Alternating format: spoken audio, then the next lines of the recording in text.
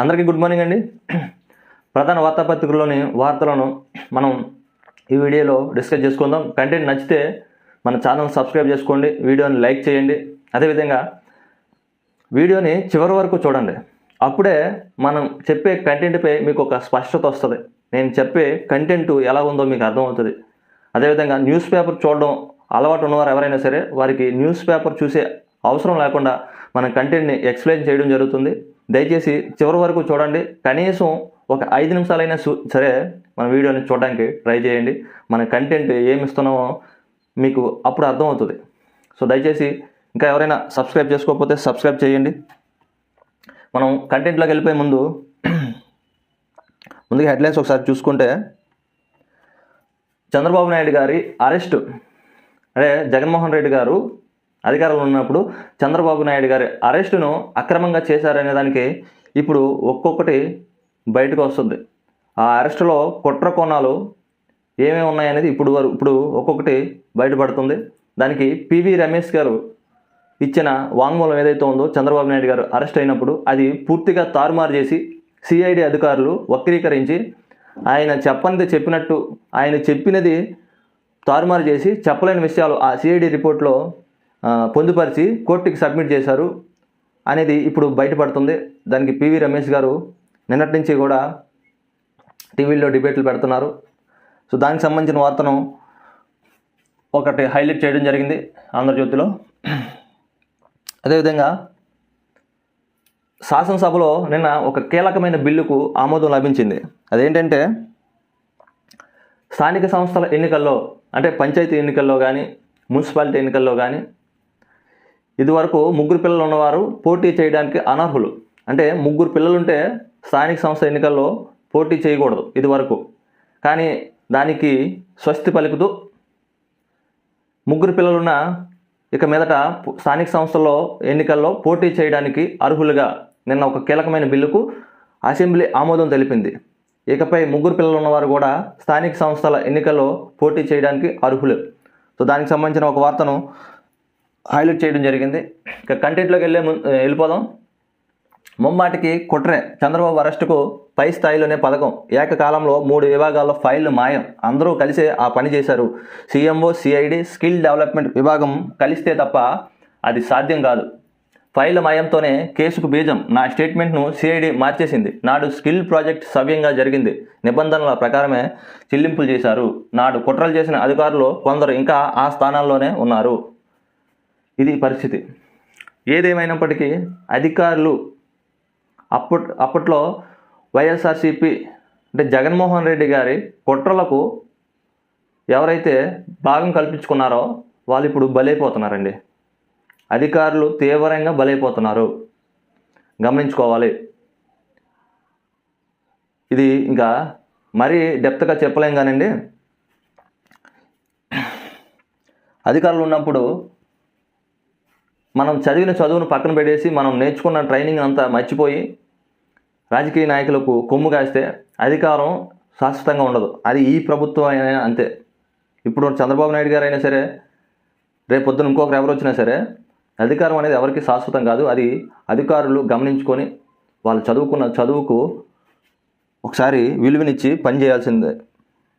లేదంటే ఈరోజు భారీ మూల్యం చెల్లించుకోవాల్సిన అవసరం ఉంటుంది. బాబును అరెస్ట్ చేయాలని జగన్ అనేవారు. దాంతో నాటి సీఎం సలహాదారులు, అధికారుల్లో కొందరు ఉత్సాహంగా పనిచేశారు. సమగ్ర విచారణకు డీజీపీకి లేఖ రాశా. ఏబిఎన్ డిబేట్లో retired IAS PV Ramesh. So ఇది ఇప్పుడు పివి రమేష్ గారు కనుక కోర్టుకు వెళ్తే నా స్టేట్మెంట్ని తారుమారు చేశారు, నేను ఇవ్వని స్టేట్మెంట్ని రికార్డ్ చేసి చంద్రబాబు గారిని అరెస్ట్ చేశారు అని పివి రమేష్ గారు కనుక కోర్టుకు వెళ్తే దీనిపై విచారణ చేస్తారు. పివి రమేష్ గారు తను ఇచ్చిన స్టేట్మెంట్ను తన దగ్గర ఒక కాపీని పెట్టుకొని గవర్నమెంట్కి పంపించారు. తన దగ్గర ఒక కాపీని పెట్టుకొని తను ఏ స్టేట్మెంట్ ఇస్తున్నారో ఒక కాపీని తన దగ్గర పెట్టుకొని ఒక కాపీని సిఐడికి పంపించారు. సో ఇప్పుడు తను ఇవ్వలేని కాపీ, ఇప్పుడు తన దగ్గర ఉన్న కాపీని సిఐడికి పంపించిన కాపీని సరిపోలిస్తే రెండు ఒకలాగా ఉన్నాయో లేదో తెలిసిపోద్ది. సో దాన్ని బట్టి ఆయన కోర్టుకు వెళ్ళొచ్చు, నా స్టేట్మెంట్ని తారుమారు చేశారని. సో అప్పుడు పెద్ద తలకాయలన్నీ కూడా బయటకు వస్తాయి. ఆడిటర్ను అడ్డంగా వాడేశారు. బాబు అరెస్టుకు నాడు మహాకుట్ర, జగన్ ఆదేశించారు, ఆడిట్ సంస్థ పాటించింది. విచారణ తీరుపై ఆనాడే అనుమానాలు. ఐసీఏఐకి తాజాగా ఆ సంస్థపై ఫిర్యాదు. స్కిల్ మేలు కనిపిస్తున్న సెంటర్లు టెక్నాలజీ ఏది పరిశీలన చేయొద్దంటూ హుకుం.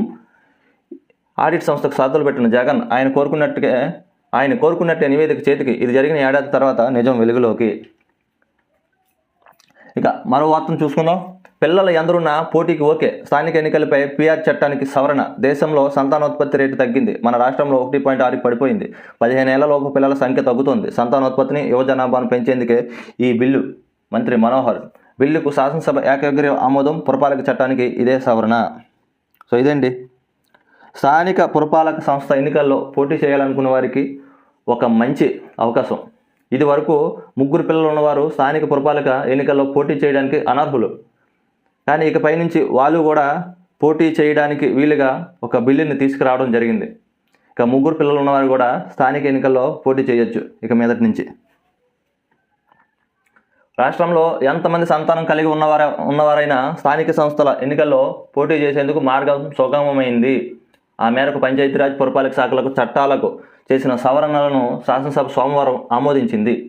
డిప్యూటీ సీఎం పవన్ కళ్యాణ్ తరపున పౌర సరఫరాల శాఖ మంత్రి నాదెండ్ల మనోహర్ అసెంబ్లీలో పంచాయతీరాజ్ చట్టం 1994లో సవరణలు ప్రతిపాదిస్తూ బిల్లును ప్రవేశపెట్టారు.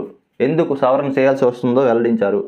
సో ఇది జగన్ దెబ్బ, రాష్ట్రం అబ్బా. 5 ఏళ్లలో వృద్ధి రేటు డమాల్. స్థిర అభివృద్ధి లక్ష్యాల్లో భారీ క్షీణత. కీలక జీఎస్డీపీ సగటు వృద్ధి రేటు 13.5% నుంచి 10.44కి తగ్గుదల. జగన్ పాలనలో ధరల దరువు. బియ్యం నుంచి కందిపప్పు వరకు గరిష్టంగా 40% భారం. సామాజిక ఆర్థిక సర్వేలో వెల్లడి. సభలో ప్రవేశపెట్టిన ప్రభుత్వం.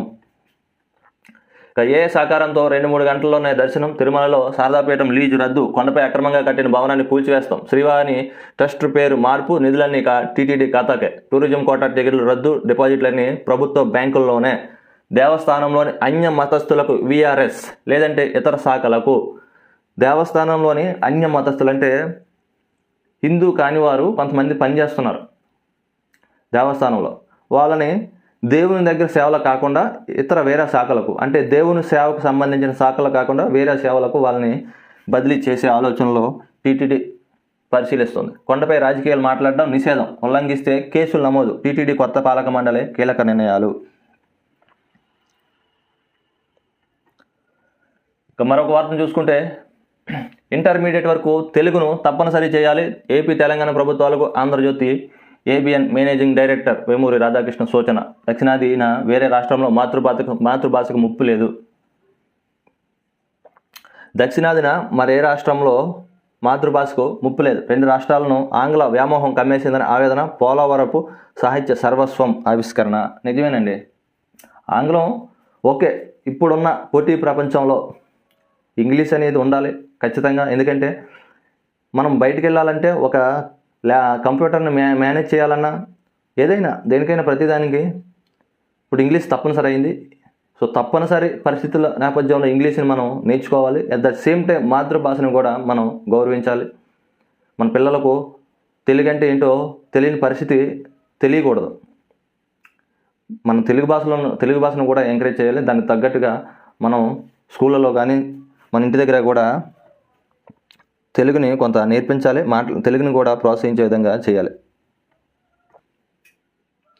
ఇక ఈనాడులోకి వెళ్దాం. ఈనాడులో చూద్దాం. ఇక వైకాపా హయాంలో వృద్ధి నేలబారు. ఒక్క నిమిషం అండి. సో ఇందాక జ్యోతిలో చర్చించుకున్న అంశమే వైకాపా హయాంలో వృద్ధి నేలబారు. 2022-23తో పోలిస్తే జీఎస్టీపీ వృద్ధిలో 3.1% తగ్గుదల. తలసరి ఆదాయం 1.21% తగ్గుదల.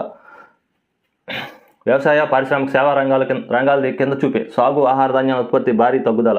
2023-24 సామాజిక ఆర్థిక సర్వే వివరాలు వెల్లడించిన ప్రభుత్వం.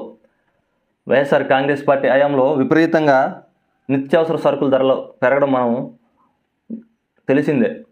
సో దానికి నిన్న ఒక రిపోర్ట్ విడుదల చేయడం జరిగింది గవర్నమెంట్. ఇక నరేంద్ర మోడీ గారు G20 సదస్సులో పాల్గొన్నారు.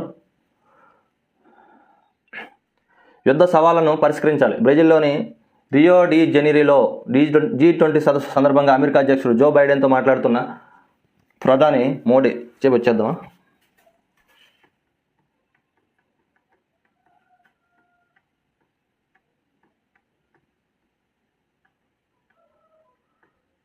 ఇక దక్షిణార్ధ గోళ దేశాలు ఆహార ఇంధన ఎరువుల సంక్షోభం, వాటిపై G20 దృష్టి సాధించాలి. ప్రధాని మోడీ పిలుపు, బైడెన్తో భేటీ. ప్రపంచంలో జరుగుతున్న ఘర్షణల కారణంగా దక్షిణార్ధ గోళంలో ఆహార ఇంధన ఎరువుల సంక్షోభం తలెత్తిందని, ఈ సవాలును G20 పరిష్కరించాలని ప్రధాని నరేంద్ర మోడీ పిలుపునిచ్చారు. ఈ ప్రాంత సవాళ్లను, ప్రాధాన్యాలను గమనంలో ఉంచుకున్నప్పుడు మన చర్చలు ఫలప్రదమవుతాయని అభిప్రాయపడ్డారు. ఇక మన్యం గజగజ, అల్లూరి సీతారామరాజు జిల్లా లంబసింగిలో అలముకున్న మంచు, అరకులోయలో 8.9, డుబ్రిగూడలో 9.7 డిగ్రీల కనిష్ట ఉష్ణోగ్రతలు. ఇప్పుడు మనం ఏజెన్సీ ఏరియాలకు కానీ వెళ్తే అరకు, పాడేరు, చింతపల్లి ఇవన్నీ కూడా ఇప్పుడు చాలా -డిగ్రీలోకి వచ్చేస్తాయి. ఇంకా ఇక్కడ 8-9 డిగ్రీలు అంటే పర్లేదు, ఇంకో కొన్ని రోజులు, ఒక్క నెల రోజులు కానీ ఆగితే -డిగ్రీలోకి వెళ్ళిపోద్ది అక్కడ వాతావరణం. ఇక సాక్షి కూడా చూద్దాం. సాక్షిలో ప్రధాన వార్తలు చూసుకుంటే, ప్రజలకు సాకులు, సర్కార్లు సోకులు, వార్తలపై వాకౌట్. మీరు హామీ ఇచ్చినట్లుగా విద్యుత్ ఛార్జీలను తగ్గించకపోగా ప్రజలపై 17,000 కోట్లకు పైగా కరెంటు భారం వేస్తారా? అప్పులపై అడ్డగోలుగా అబద్ధాలు చెబుతారా? ఇది మోసాల బడ్జెట్. సర్కారును మండల్లో నిలదీసిన విపక్ష వైఎస్ఆర్సీపీ. విద్యుత్ ఛార్జీల పెంపు, సూపర్ 6 హామీలకు ఎగవేతలు, దిగజారిన శాంతి భద్రతలపై దద్దరిల్లిన శాసన మండలి. ఏపీ విద్యుత్ సుంకం సవరణ బిల్లును వ్యతిరేకిస్తూ విపక్షం వాకౌట్. ఎన్నికల హామీ ప్రకారం ప్రజలపై ఛార్జీల భారం వేయకుండా సబ్సిడీగా ప్రభుత్వమే భరించాలని విపక్ష నేత బొత్స డిమాండ్. ఇక నిన్న శాసన మండలిలో కొంచెం అసెంబ్లీ సమావేశాలు జరుగుతున్నాయి. శాసన మండలిలో అధికార విపక్షాలు, ప్రతిపక్షం అనకూడదు, వైఎస్ఆర్ కాంగ్రెస్ పార్టీ ఏం ప్రతిపక్షం కాదు, విపక్షం అంటే విభేదిస్తుంది కాబట్టి, అధికార పక్షాన్ని విభేదిస్తుంది కాబట్టి విపక్షం అనొచ్చు. సో కరెంట్ ఛార్జీలు పెంచారని విపక్షం డిమాండ్ చేస్తుంది, కరెంట్ ఛార్జీలు తగ్గించాలని.